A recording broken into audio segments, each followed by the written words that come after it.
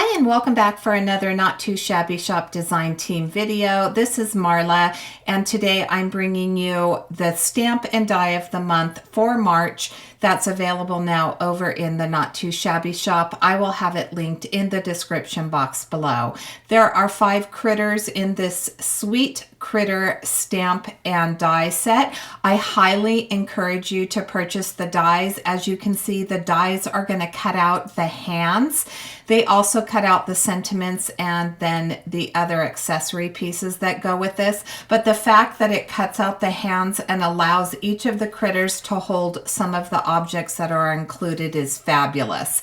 I'll be using the Stitch Scallop Mini Slimline from Cat Scrappiness and then a paper pad that's also from the Not Too Shabby Shop. It's called Dots for Spring. I went with pastel colors because we did have this adorable spring lamb that was going to be one of the stars of my card. I'm using a W5 marker and adding my shadows. I added some cheeks using an R30 and then I'm going to add some dotting for texture with a W5 and a W3. I'm going to blend out that W5 with that W3 and then I'll blend even further with a W1. Finally, I'm going to come in with a colorless blender for the center of the face and I'll blend everything together. You'll notice on the left-hand side that I tried adding a little bit of texture to the wool. That is not a sheep. I just wanted to play around and see if I liked that look, and I ended up going back to my dots because I thought that I liked it just a little bit better than trying to add that little bit of texture. For the tummy, I wanted a little bit of a pink tone to it, so I went around all the edge with a R30 marker. I blended it out with a W0 and then finally I finished with a little bit of W1 and that gave me the pinkish tone yet still showing a little bit of the gray color from the fur. I have the Dots for Spring paper and I have the Mini Slimline from Cat Scrappiness. I'm going to run this through my die cutting machine. One side of this dot paper has large dots, the second side has smaller dots. I used the larger dots for this scallop and then I'm going to create my own little home for my critters using some of the circle dies in my stash. I made it even on the left side, the top and the bottom, and then I'm going to line up the other side. I pretty much just eyed it. I didn't use any measuring. I just, got a kind of a feel for where it should go. I've turned over the scrap piece of paper for the smaller polka dots, and that is going to give me just a little bit of variation. I wanted to have a ring around that circle just to make it a little bit more finished, and then using those smaller dots just gave it a little bit more pizzazz. I cut out a piece of the pink pattern paper, so it's the larger dots again for the background of this card.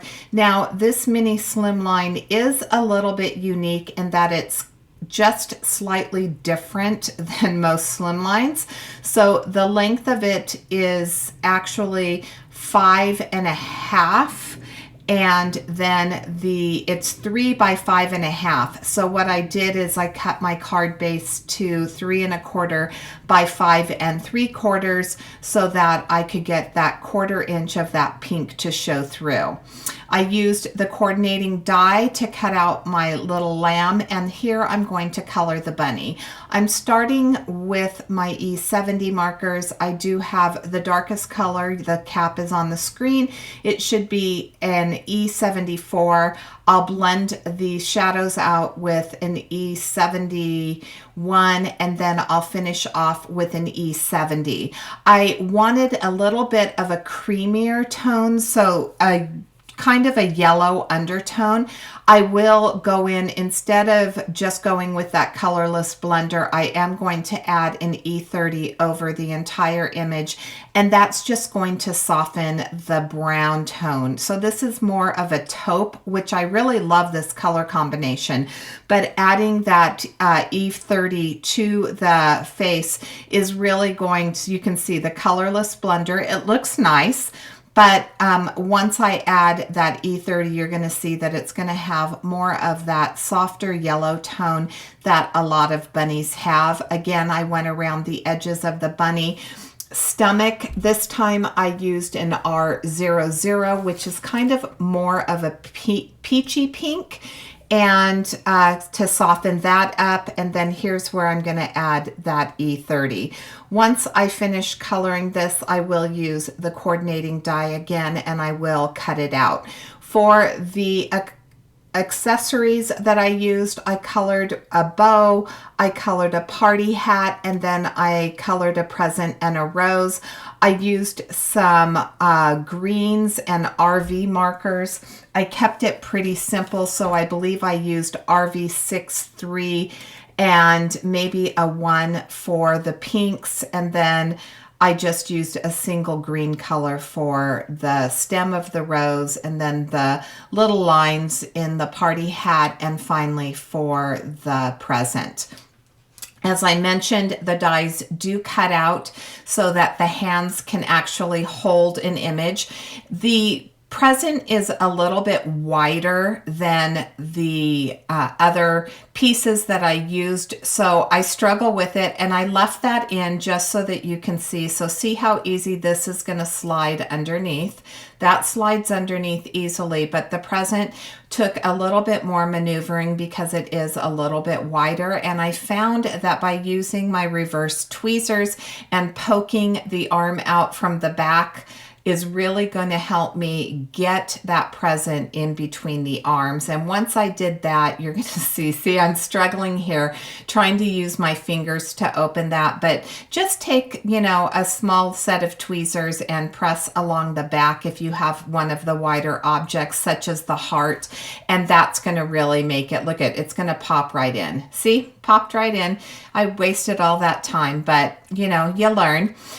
I've added some foam tape to the back of that top purple layer, and I'm going to glue my little pieces in. I could have used foam tape, but I decided just to tuck the feet in at the bottom and then to glue the top of the head in. I wanted that pink to pop through, which is why I went ahead and backed it with that pink pattern paper. And then I'm going to cut out my sentiments. So I did stamp out the HB2U. And once I get this cut out and I place it on my card, I think that the card is just a little bit too plain. It needs a little bit of something. So here's a trick for you. If you feel like you are missing something, try adding just a small little piece of pattern paper. So I brought that pink polka dot pattern paper back in, and I'm going to just trim off a sliver that's going to be maybe between a 1/16 and an 1/8 of an inch thick. I'm going to run it underneath the happy birthday, and you're going to see just how much adding that little accent of paper really changed the feel of the card. I'll trim off both of the ends and clean off that glue, and that will finish off my card for today. I want to thank you so much for joining me. Please make sure to come back on the 7th for our hop, and until next time, I hope you have a fabulous day. Thanks so much for watching.